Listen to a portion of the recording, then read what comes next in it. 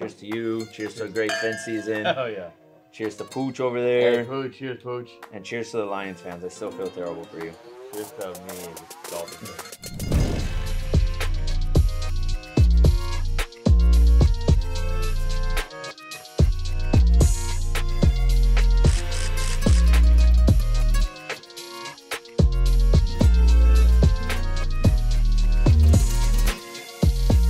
What is up, everybody? Welcome back to the Mellow CONFIRMOS Sports and Betting Pod. We're back outside, enjoying the beautiful weather in Miami tonight. The rare. Rare. We're soaking it in because we got, what, like 2 more weeks of this probably before it starts getting hot? 2 more weeks of the stretch. Yeah. But yeah, hopefully it's 2 more weeks. We got a nice little 65 degrees Nice. while the rest of the country's probably like under 30 right now. Sucks to be you. Yeah. Imagine being the Buffalo Bills right now. They're not in the Super Bowl. They're freezing. Couldn't be us. But We're still in paradise always. I mean, we always win some way or another. But what a crazy weekend of football this weekend. I mean, the games, I think, match the expectations and some. yeah. And more than one game out of the other was the Lions game. And Yeah. I know there was the talk of the town was Dan Campbell's coaching approach on 4th down. Yeah, honestly, both games to me were massive disappointments in terms of because I was completely rooting for the Lamar Jackson ring or a Lions Super Bowl, and honestly, as ugly as that first game was, I honestly still think the Ravens were the better team. They just kept continuously shooting themselves in the foot. Up, dude. From whether it was penalties or the fumble or the really dumb Lamar pick, like those were things that they, really they held the cheat. Like that defense is so legit. Like that, I still think the Ravens are the best team in the NFL. I think they, played a bad game, they lose. It's what the beauty of the NFL playoffs is. That, and you can't afford to have mistakes like that in this part of the season. Good teams are going to take advantage of it. Guys like Mahomes and Andy Reid, they eat off of that. And like to your point, the Ravens had, all the chances in the world to really as great of a game. Nothing to take away from the Chiefs and what they did. Yeah. Defense also played a hell of a game for the Chiefs. The Chiefs defense is so good. It's not fair that I know. So good and now. Mahomes made Mahomes plays and Kelsey made Kelsey plays. Like I know. those plays are huge. difference-making plays, and they continue to show that those little things make a huge difference in these fucking games. It also too with like the Kelsey point, because Kelsey not only had an amazing game. Yeah. What he was doing in like every play, like chirping, and like, bro, he drew a ton of penalties because of it. One, it's crazy that Zay gets the taunting flag, which is brutal, but like Travis Kelce was essentially in their defense's head, and the defense was still playing good. Yeah. But like I don't know, it was just like it just wasn't their time, I guess. And the Chiefs, of course, here they are. I know again in the Super Bowl, and they're underdogs in the Super Bowl, and it's like it's the story writes itself. But the Ravens. It sucks. They blew it. But the Lions one was the one that was crazy because it's like, you're up 24-7 at half. Like, obviously it's not even close to over, but it's like they were so much better than them in that first half. You knew, though, that Something game, I know, they're correct. that it was going to be a game, whether they were going to come back and take the lead, but you knew for sure. Like, it was almost like impossible for the 49ers not to come back and make that a game. Like, in the back of your head, I think everyone knew, like, the 49ers were never out of it. Yeah, I know. But it's like the way that they lost I agree. is the hard part, right? And like you mentioned, the thing that most people are talking about are the 4th downs. Let's actually go through all the things that happened. It's really and there's a big one that not a lot of people are talking about. It's literally, for me, it was 4 key plays, right? The first one of going for it on 4th and 2 to, they kick field goal, make it back to a 17-point The one game. where they drop it. Yes, Reynolds dropped it. Great. I have actually no issue with them going for it. I wasn't mad about that one, You step on their The throats. drop, obviously, is a bad drop. Exactly. Like, the play was there. Like, the play was there. It's the right play call. He just dropped it. Right. Then the next play, off the guy's helmet, massive AU bomb, like, ridiculous. Right there. They score. First play, they get the ball back. That's also a pick. Yes, that's what I'm saying. Right through the guy's hands. Helmet, boom, leads to touchdown. Next play, Jahmyr Gibbs fumbles, and like at that point, it's like, oh shit, like the tides have turned. And then the second 4th down. I think that's the biggest one. That's a big one because for me, I get I get why some people are defending it because, like you mentioned, like he's been doing that all year, right? And they get it. They have a chance to win the game, whatever. But like the first one, I really have no issue with. It's the second one. It's like at that point, I know it's not guaranteed, but you go for the 3 points. You tie the game. You give yourself a chance, even if they score, which they ended up doing. You can still go and tie the game. Exactly. But you let it become a 2-possession game, and 100%. You let the game get out of reach for no reason. I actually think one of the more boneheaded calls was the 3rd down run in the goal line. Okay. Because if they kept throwing that's another huge one. Because yes, they had 100%. to blow a timeout, 100%. and then they had to make the onside kick to make a game. They could have kept throwing it. That one's infuriating. They still would have had a minute, that whatever. That one pissed me off when that happened. That was the worst one because they can still get the ball back because you use all 3 timeouts. Dude. Like I hypothetically because if you're gonna score there, it defeats the whole purpose of running the ball and taking the timeout. Yeah, exactly. Like, either you run up to the line and have 2 plays ready to go. Exactly. If that's what you're gonna say, we're gonna run the ball there. Exactly. The timeout is brutal. Like it was almost like they were like, yeah, we're just gonna put all our faith in this onside kick. Like no. You go there. There was so minute 40 left. Yeah. You could have gotten 3 stops in a row. Gotten the ball back with a minute left, maybe minute 15. Yeah, no timeouts. The time management there was just not it was just like overall that a lot of bonehead plays. I mean, it kind of just compounded and it stacked up. Obviously, I think the fumble and the Ayuk one were 2 of those were more like the momentum shifters in that game. But there was a play that I want to hear this one. That I'm not going to say it was the difference in the game, but I do think if this play happens, God fucking knows where it happens. The punter for the Lions booted a ball. That must have gone 70 yards in the air. They were probably in their own 20-yard line. One of the best punts I've seen. Probably ever. By far one of the best punts I've ever seen. He demolished that ball. And then it took a massive bounce, went straight up in the air, and that ball was sitting at the 1-yard line, at the half-yard line maybe. And he had an opportunity to just sit under that ball, catch it, put his feet in, give him the ball at the 1-yard line. But he stepped into the end zone. And the ball's there at the 25. Oh, my God. I don't remember what the score was in that situation. I know it was already kind of like around the time when they were coming back maybe, or maybe it was already a 1-possession game. But if you pin them there at the half-yard line, they're not opening up their playbook. It's a little bit tougher to do anything. They got to go 99 yards and score a touchdown if they had to, Like, those little things, you cannot let happen. It's just like, I feel so bad for Detroit Lions fans. Like, they played the worst half of football they possibly could have played. After playing the best half of football they could have possibly played. They played the worst half of football. From coaching, from play, the drops are out of control. There must have been at least 4 or 5 drops. Reynolds himself dropped maybe 2 or 3, And the Gibbs fumble, obviously, like, it's just bad. I mean, dude, I can't even imagine. Like, I'm a Dolphins fan. I haven't seen a playoff run in 23 years. If that was the Dolphins, I mean, I have no idea how I would react. Like, dude, I can't even imagine. We're on the cusp of the Super Bowl. And imagine, they're even worse. Because, it's worse for us because we have never witnessed it. I think I would actually vomit. Like, that's like my dad and, like, our parents never witnessing, like, their Super Bowls. And they had it right there. Dude, oh, my God. Like, I feel so bad for you, Detroit. Like, I actually legitimately I actually feel terrible and like, again, like, I don't normally really feel bad for other teams because I've had it so rough as a football fan.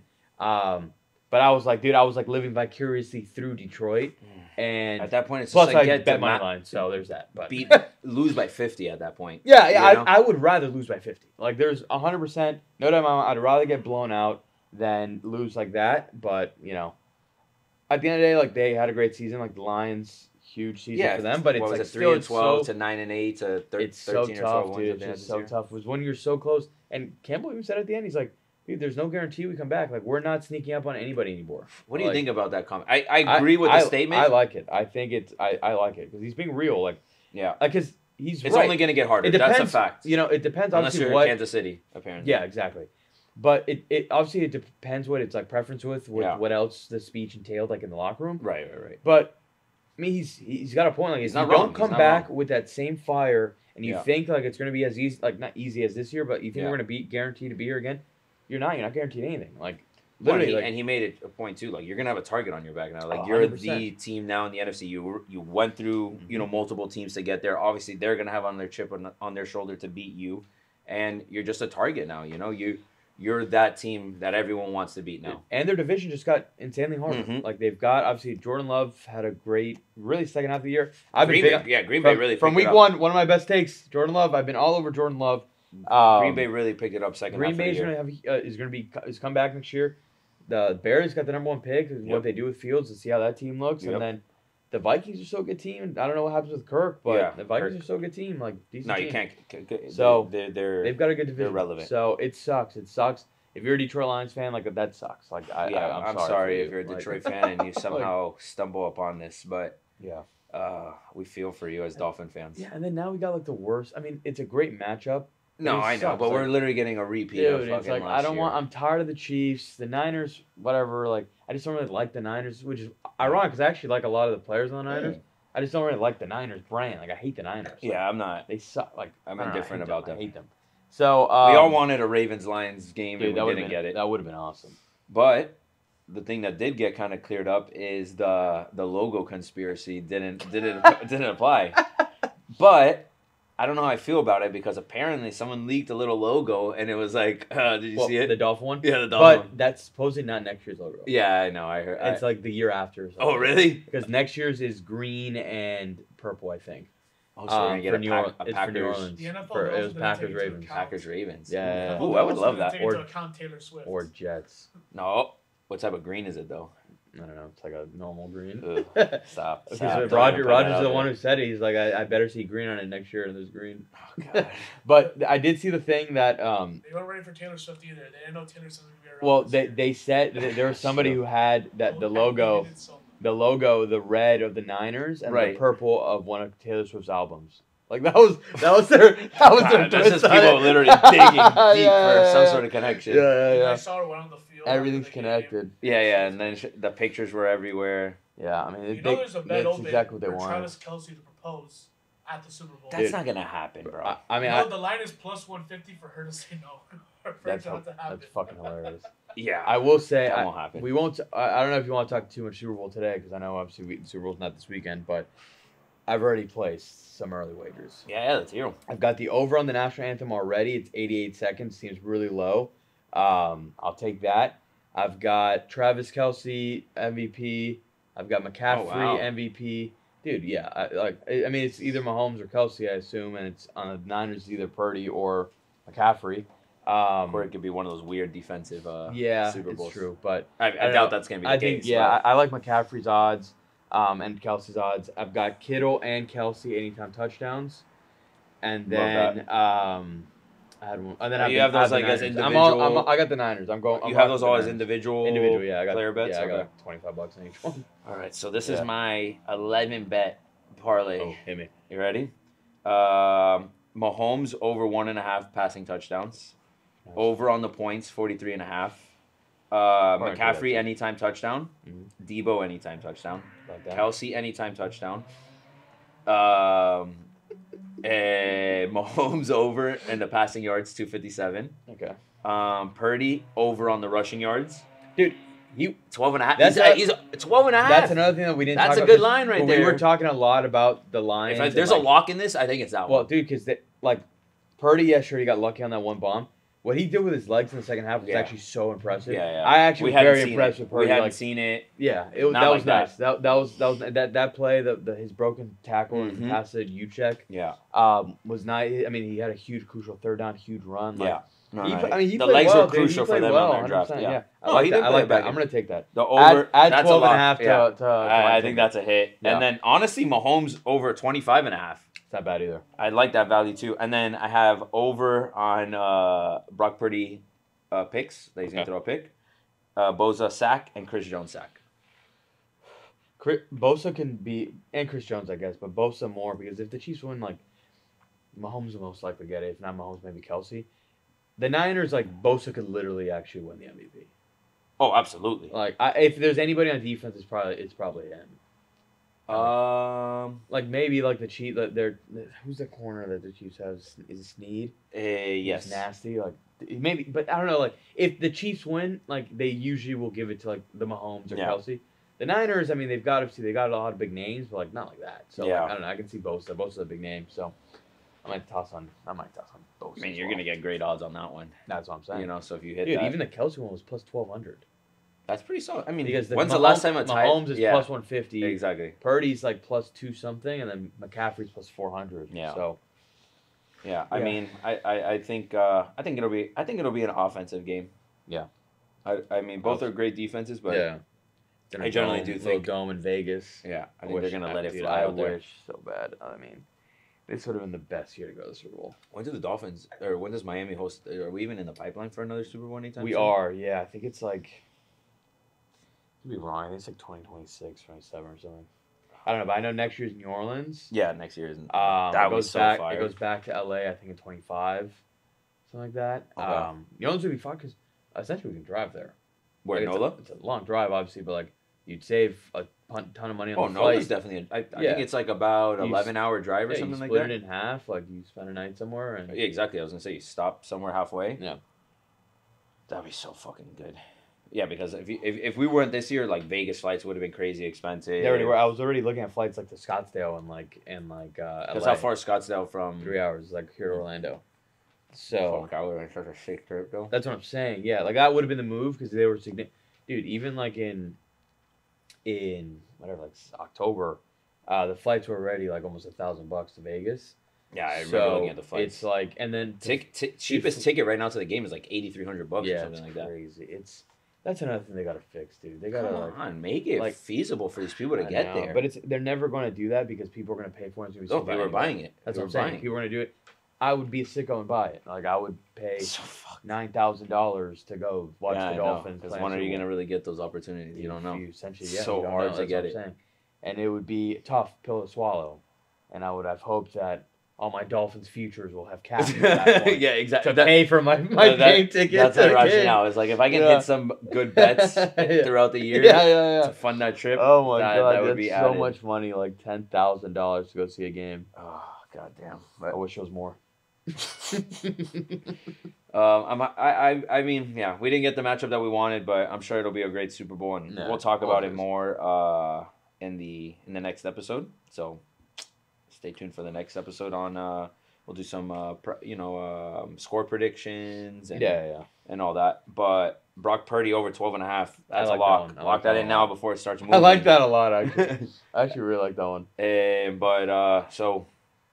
I mean, that's it. We don't really have much more football outside of Super Bowl. It's actually so Pro Bowls this weekend. Oh, I've got a bet for the Pro Bowl. We got fire. Tyreek Hill anytime touchdown. I love that. He's 100% scoring in flag football. I'm hyped to see Tua.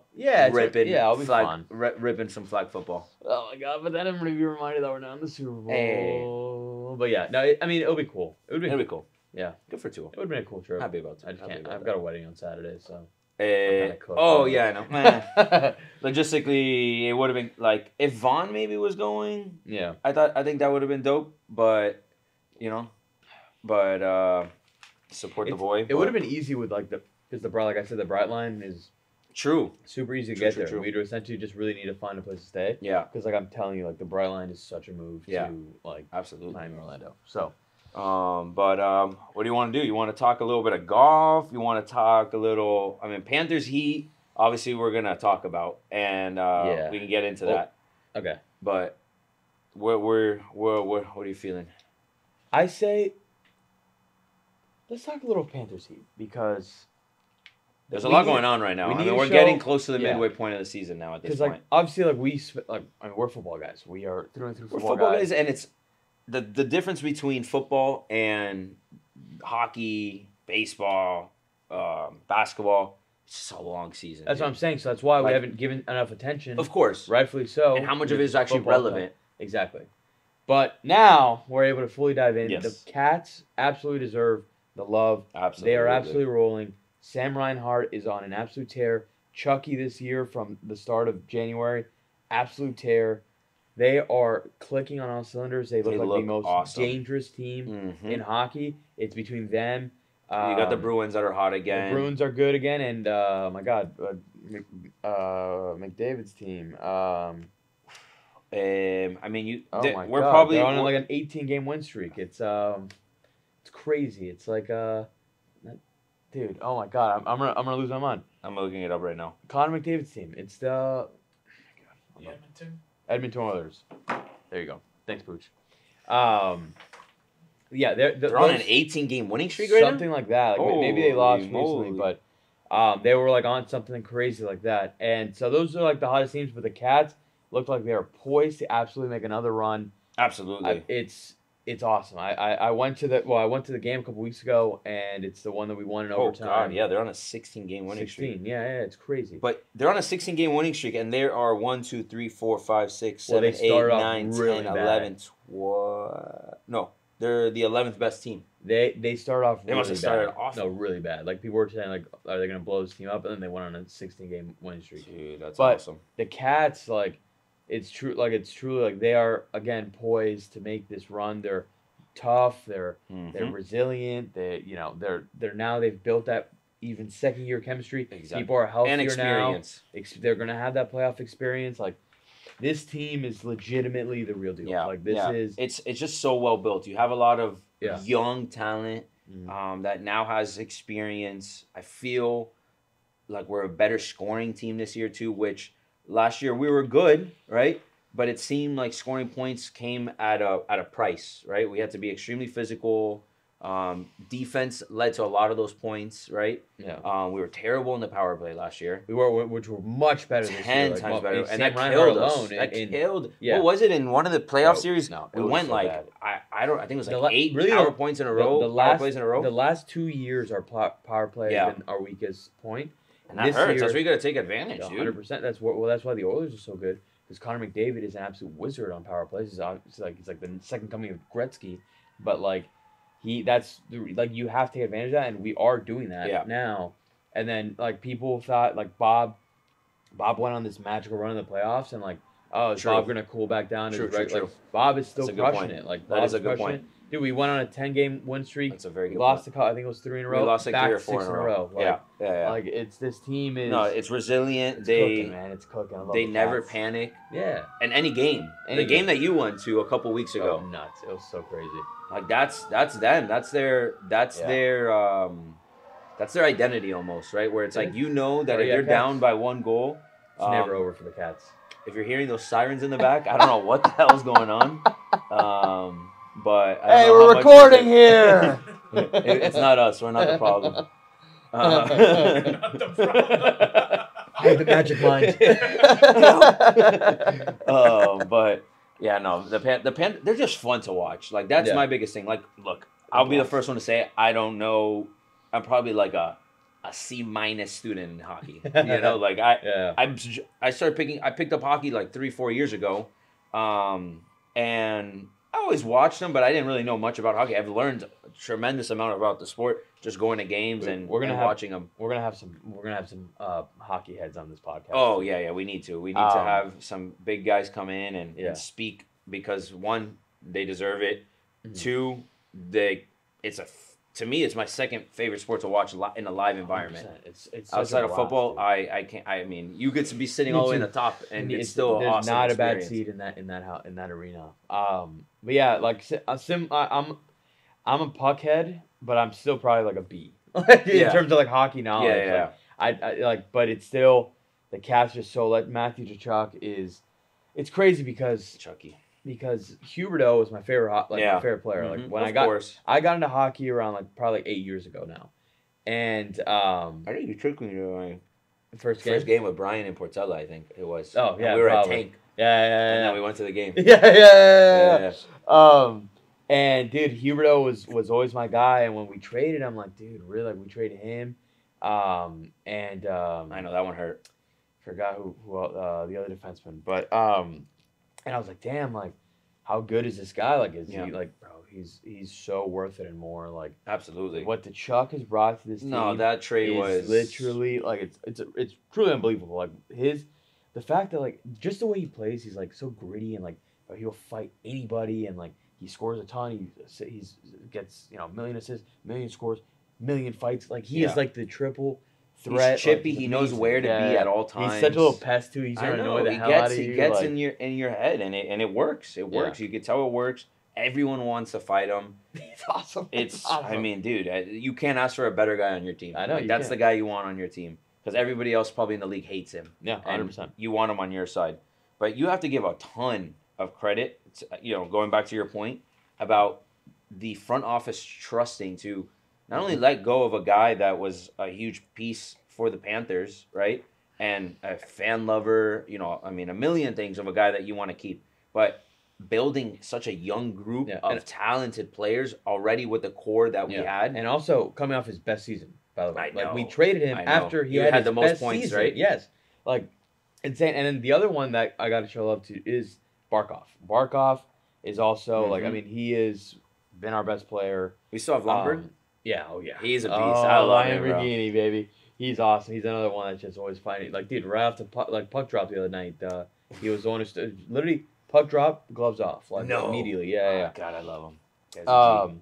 But Barkov has been here. Obviously, he's been a Panther staple, and he's so good, but like weirdly still semi underrated. And he kind of had like an up and down year last year. Like this year, he's literally like, if Connor McDavid didn't exist, like there's a chance like Bark and he got a little dinged up, but like he was like having MVP caliber year, like Hart year, like nuts. We're cooking. A lot of season left in hockey, but from where we were last year to this year, this is where you want to be. When we were fighting for a spot last year, and we obviously made a great run last year. We all know, but if you can host more home games, have that advantage in the playoffs, that obviously helps you. Yeah. So I think we can hang with any of the big dogs 100%. In this league right now. And I think we have an exciting second half of the year coming for the Panthers. Facts. I got to get out to a game. I haven't made it out to one yet this year. Yeah, I got to go to another one soon. They're such a blast. But then, ironically, on the flip side, you got the complete opposite in the Miami Heat. Yeah. The Miami Heat are really bad right longest losing streak in Eric Spo's career. Crazy. And it's so weird. We played, and the thing is, we're, getting blown out. It's not even we're losing heartbreak. We're getting blown. I went to the Boston game where we were down we're losing to bad teams. We're getting smoked by good teams. I went to the game last night against the Suns. Everyone was healthy on their side. Everyone was healthy on their side. Yeah. And, dude, it was just a beatdown from the beginning. Absolute beatdown. Beatdown from the beginning. We couldn't score. We were shooting at one point, I think, 33% from the field. Yeah. Which is atrocious. The offense, it was a mix. They couldn't find their rhythm. Shots looked like they were impossible to find, and then, dude, we were missing some point blank stuff. Dude, it's really bad. Bam's not playing really well right now. Hero, it's like a weird thing between Jimmy, Bam, Hero lineup. Yeah, where Duncan actually fits better in that lineup, and if we would move Tyler Hero back to running it with the second unit, it would probably look better. But Tyler's also, obviously he's very good, but I think it's time for to move him back to the second unit. Just because you get a fire starter in the second unit who's a stud, right? Tyler's still an amazing player, and then Duncan just fits better with that initial lineup. I was seeing I forgot who it was. I was tweeting about this, but they look out of sync. They do. Terry, we just got Scary Terry, who's really good. Hasn't really been able to do too much. Obviously, he's still, last night, he's still getting used to the system, things like that. He's going to continue to build chemistry. But dude, this team, it looks like they really don't care. And a part of me doesn't really care either. I know. That's kind of my feel with this team too. Stupid Heat team is that no matter where we land, I'm still confident we can make the run because when that time comes, not only do we have Spo, we've got the greatest playoff basketball player in the world right now in Jimmy Butler. Absolutely. He looks like right now he doesn't care, but he will. He will care in about 3 to 4 months, whenever the playoffs start. We've seen this. We've seen this so many times. We're not this that we're cruising. Not as this bad, but yes, it's bad. It's bad. We're on a 7-game losing streak, and we're not playing good basketball. There's no doubt about it. But I remember sitting in this position last year, and everyone was like, "What was the narrative? We didn't get the big free agent. Why didn't we make the splash? Yeah. Riley didn't figure it out." Here we are playing in a play-in game. We almost lost the play-in game, and we're like, oh, my God. Then we go on this crazy run. We dominate in the playoffs, and you kind of forget about it, and you're like, Heat culture, baby. That's what it is. And then here we are again, and we don't look good in the regular season again. We're kind of dysfunctional. We're here we need more pieces. We need this. We need that. And the trade that we made for Rozier felt like it was a good trade. And still way too early to identify that. But I will say, and I was having this conversation with Eric, was the reality is these lineups haven't really played together at all. No, yeah. Jimmy Butler was out for like what felt like at least 2 weeks, right? Rozier obviously is just here. Like, we haven't had that flow. We're saying, hey, we have these same 5 guys on the court, or we have these same, couple guys on the court where they're able to build that rhythm, right? Where, they're playing ball, they know who to go to, they know who's going to be open at this spot, the timing, all this stuff. They're just starting now this last couple games, and I think that's why, if you think about it, Jimmy now just got back right before all of this started happening. Rozier now got added to the mix and all this, and there's a crazy amount of growing pains, I think, that's just going on right now. I mean, defensively, I think we have to be a million times better. Dude, that's worse than our offense. Well, whatever. But it's the reality of the fact. Your defense is going to lead to 10 times better offense. Our defense right now is abysmal. We're not getting stops, and then we're not a true like half court offense where we're going to be able to set up amazing shots. Like we rely a lot, sometimes too much on the jump ball, right?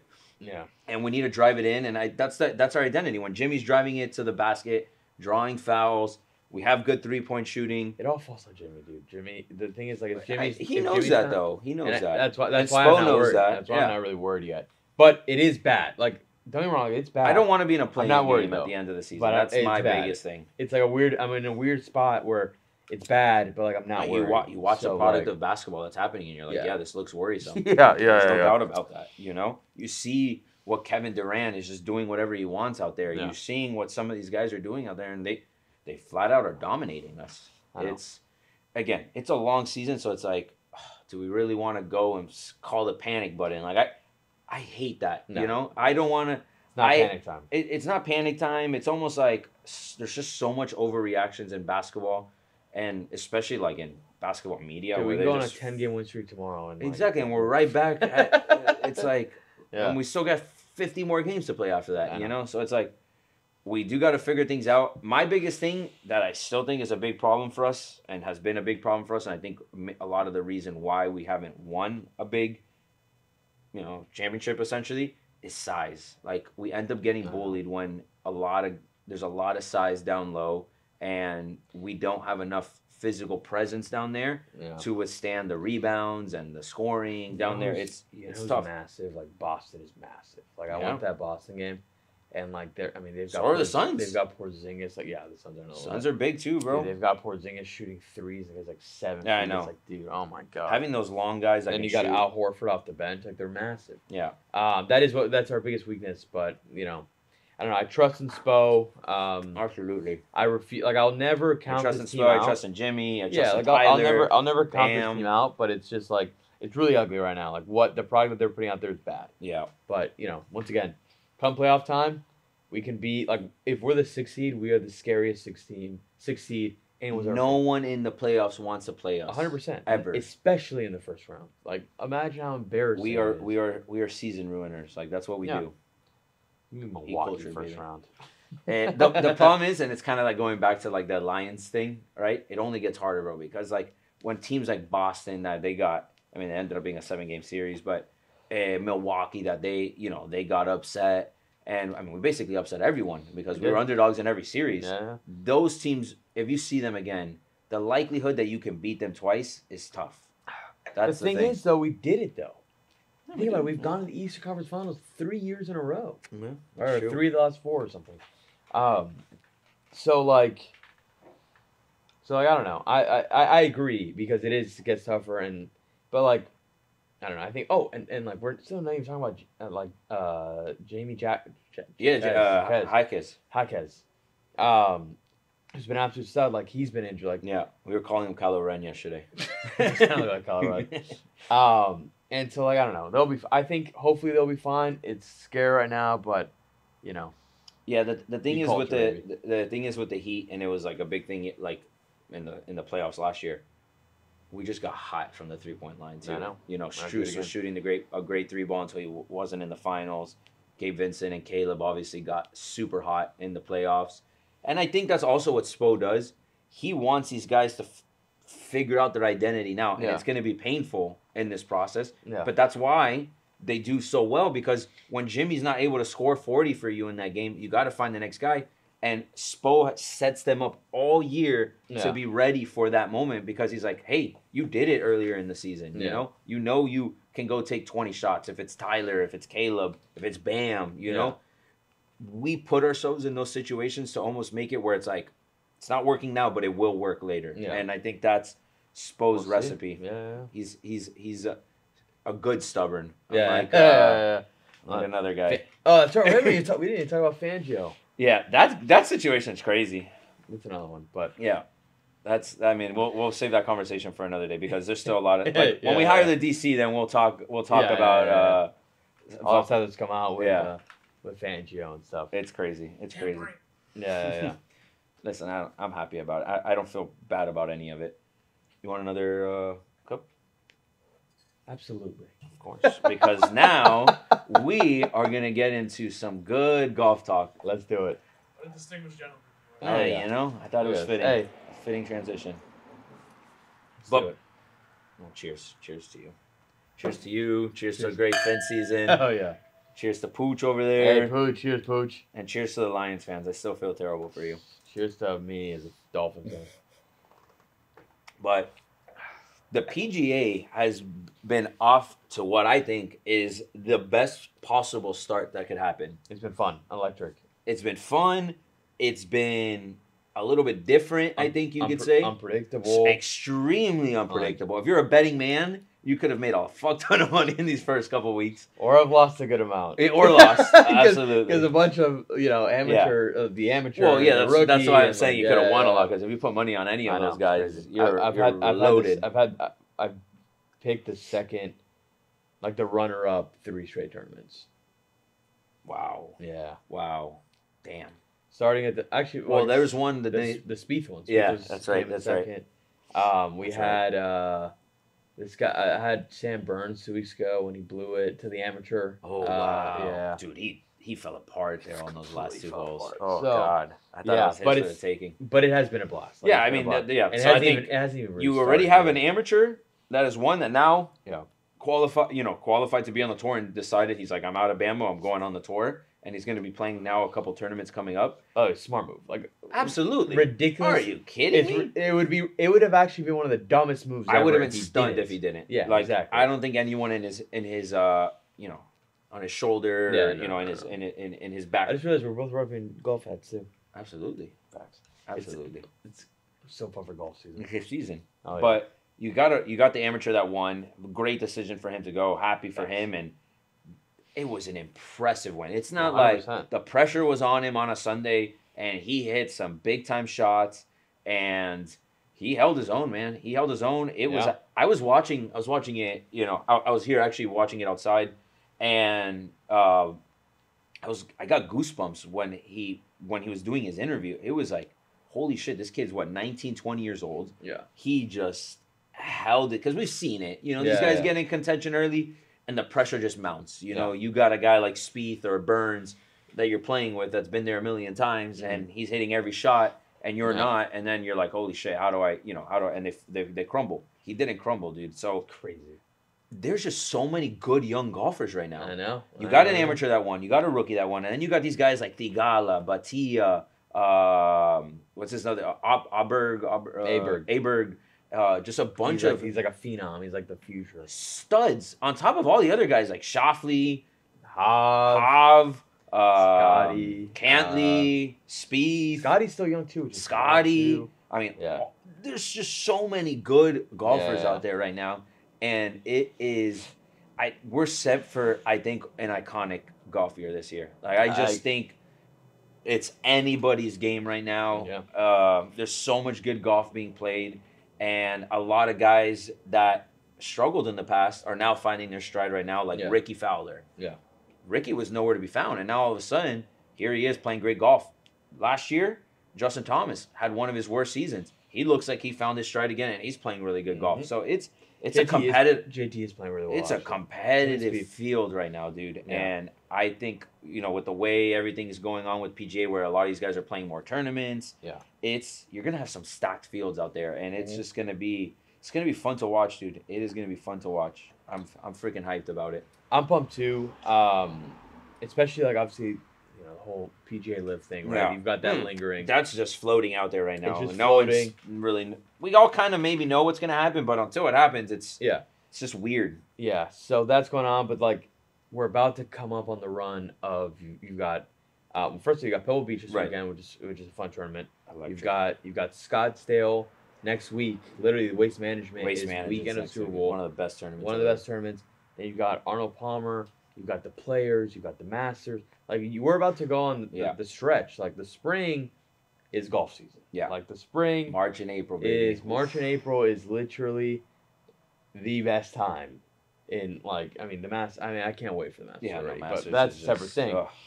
Beautiful. I'm very excited for the golf season as well. Yeah. Obviously, I think I've said this on the pod already before. I'm a huge Victor Hovland guy. Victor Hovland is my number one golfer. When I got into golf years ago, I was like, I'm going to pick this random Norwegian, and he's going to be my guy. And it's paid off tremendously. He's coming off a FedEx Championship. Cam Smith was my guy.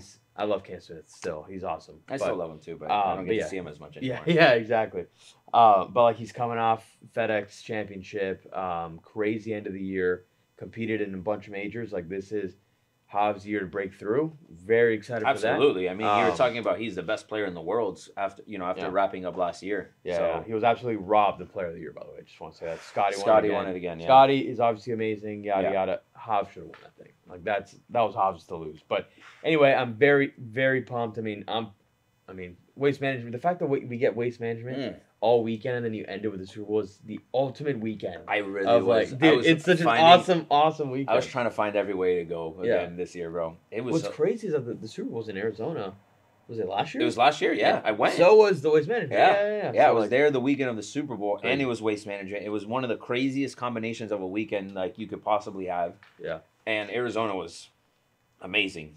And I mean, it's not that far from each other this year again. So you're gonna have a lot of those people at Waste Management, and just take the little drive or flight over to Vegas. The week after. I would 100% do that. I'm assuming another extremely electric environment for Waste Management, and I'm hyped for this year, and I think there's gonna be a lot of good golf to be played. And who knows, you might see us at a tournament near you.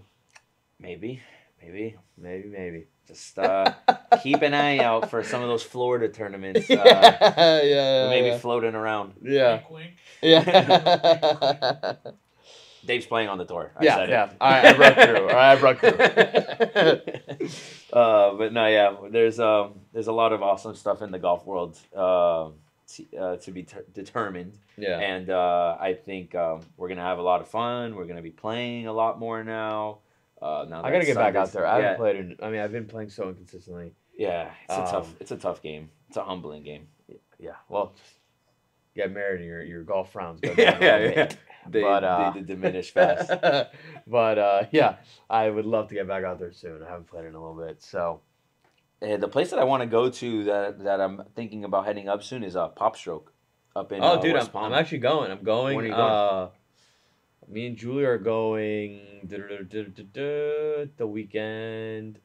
Oh, actually, next Saturday.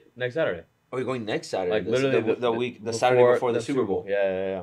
Oh, wow. We're right lining up to. Because I was talking to Eric, and he wanted to go the weekend of the 18th, which is the weekend after the Super Bowl.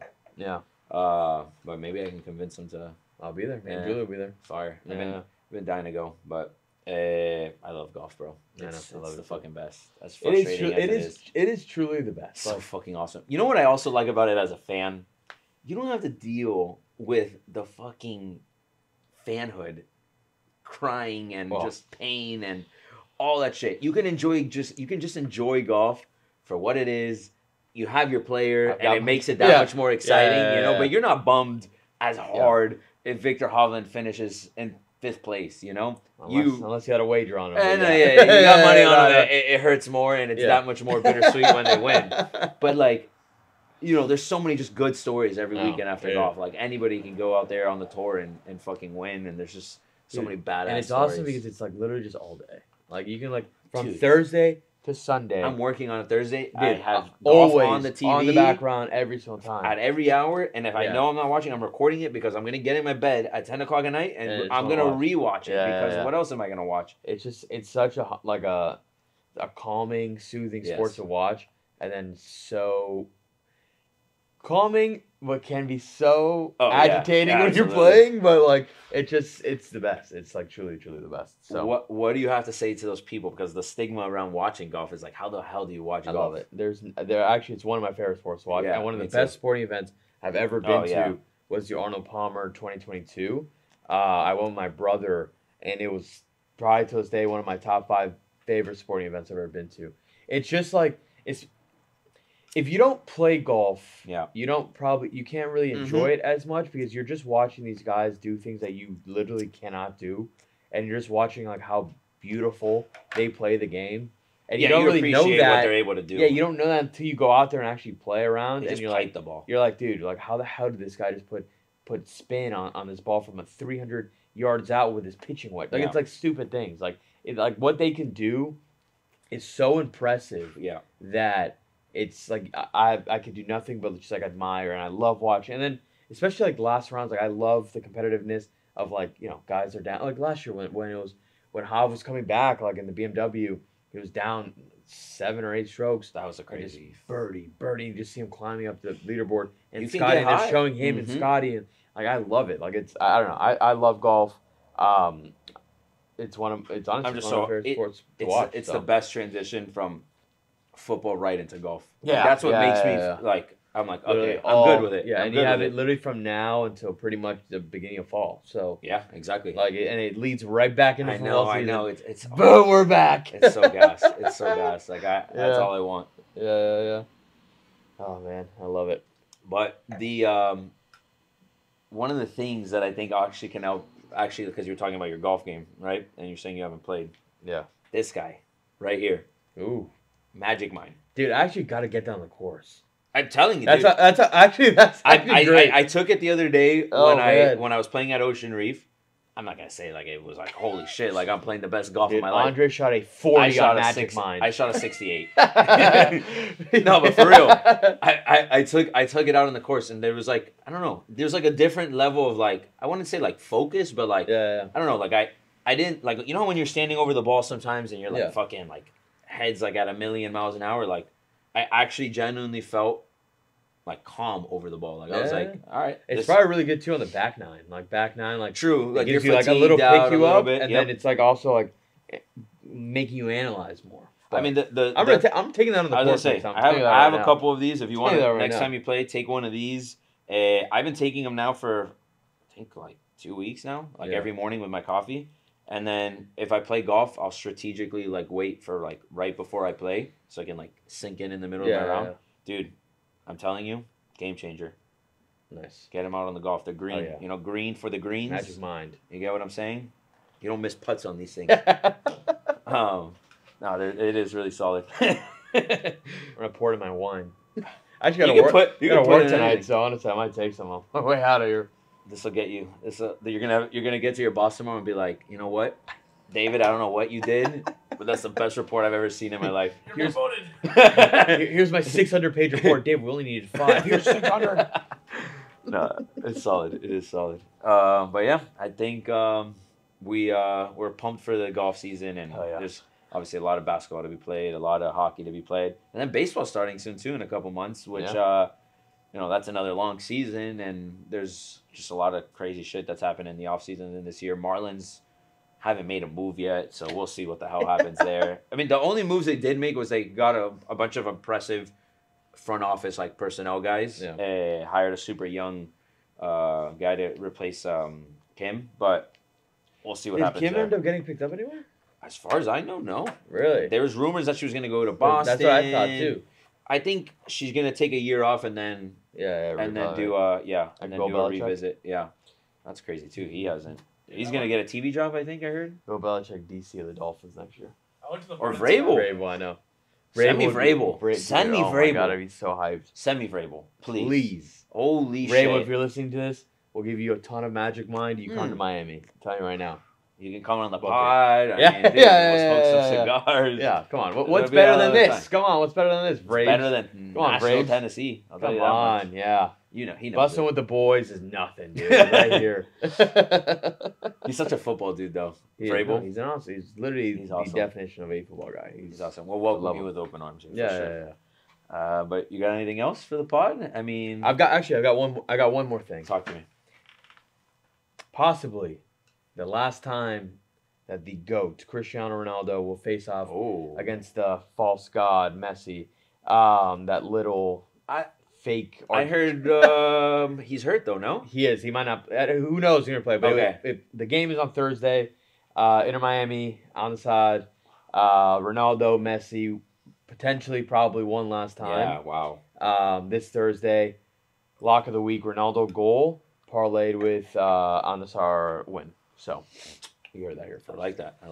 Yeah. We got to talk some soccer on this pod. We do. I'm also soccer. We don't represent soccer enough on this pod, and yeah. I know barely anything. I'm anti-Messi, so I'm actually probably an enemy of the city. But seriously, yeah, Ronaldo's the best player. From what I'm seeing, we're playing some bad soccer though right now. They suck. They crazy. Suck. Of course they suck. Did Luis Suarez start playing? Yep, he sucks too. Oh, wow. Okay. They all suck. We got a hot take here. Rile up some Miami fans. That's the only wins rigged World Cups. Out here losing to Saudi teams. Book it. Man. Book it. We gotta have a Messi Ronaldo debate. Who's your Messi guy? Fernando, right? Yeah. All right. Fern. We're gonna make an open invite to you, my friend. Yep. That will be. Come on. That'll be a good pod. Welcome to the Thunderdome, my friend. That'll be a solid pod. I'm just gonna sit and observe that one. Like you guys go at it. A special edition episode. Just Fern and Dave go at it on Messi versus Ronaldo. Then maybe we do a little 1v1 PK. Oh, I'm down. That'd be a blast. That would be a blast. That'd be sick. My god. Oh man. But yeah, that's it for me. I think we covered pretty much everything. Yeah, like every we sport, hit everything. We hit everything. Yeah. And we'll definitely open up the Q&A again. We haven't done that in a couple weeks, so we'll open up Q&A. And if you guys have questions, let us know because we'll use that as some talking points on the pod. Yeah. Now we need more ammo. We'll have some more guests coming on. Yes, more guests for sure. More guests definitely. That's going to be a big one. And then obviously the golf is going to keep a lot of stuff relevant every week. For sure. And then if any big news breaks, obviously we'll be covering it too. So thank you guys. I mean, what episode is this now? Like number 17 or so, Pooch? What number are we on? It's gotta 17 be. Or 18 maybe? Let's go. We're up there. We're climbing, baby. A lot of great feedback, by the way, so far on the show. People really like it. Keep sending it back. Keep telling us everything. Like, subscribe, follow us. Yes. Share anytime you see these posts. If you've made it this far, you're a fucking beast. Yeah. I don't even know how long this was going, but respect. Thank you. We love that. So share it everywhere whenever you get a chance. Yeah. Peace, guys. Thanks. Drink your magic, mine. Hell yeah.